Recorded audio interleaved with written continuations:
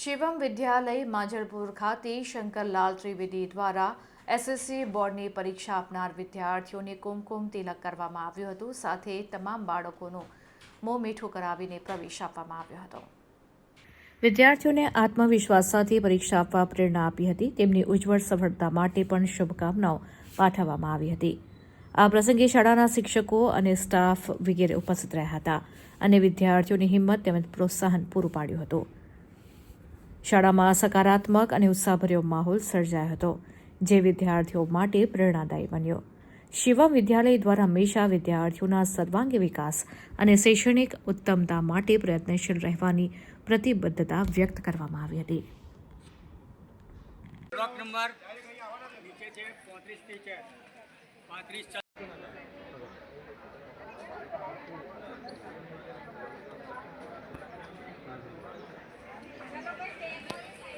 दिन पगे लगी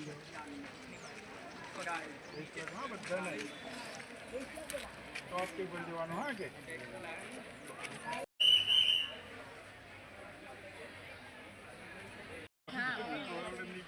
તમે સ્ટેજ આગળ ઉભા રહી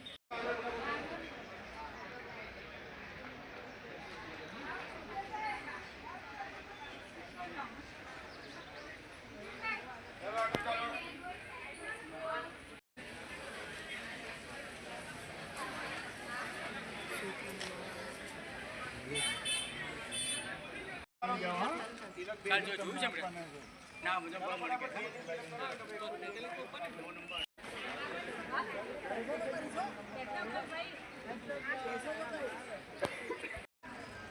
घबराने જરાય નહીં હા જે જોઈએ ચલો આગળ ચાલો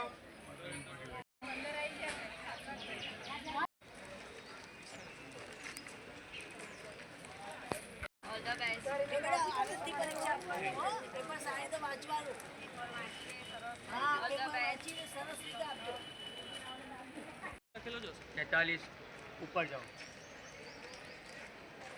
44 ऊपर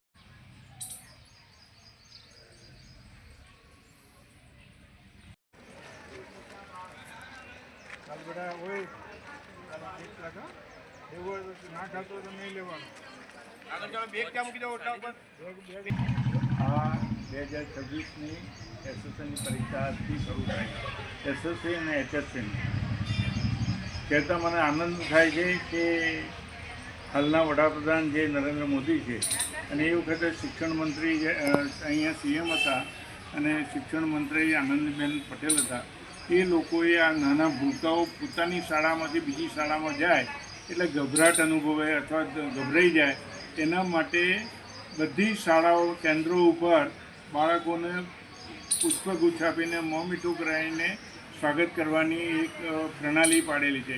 એ પ્રણાલી પ્રમાણે સમગ્ર વડોદરા શહેરમાં અને આખા ગુજરાતમાં આ પરીક્ષાર્થીઓનું સ્વાગત કરવામાં આવશે. એ રીતે અમે પણ સ્વાગત કરવાના છીએ અને અહીંયા લગભગ 311 ક્લાસ છે, 300 બાળકો અહીંયા પરીક્ષા આપવાના છે.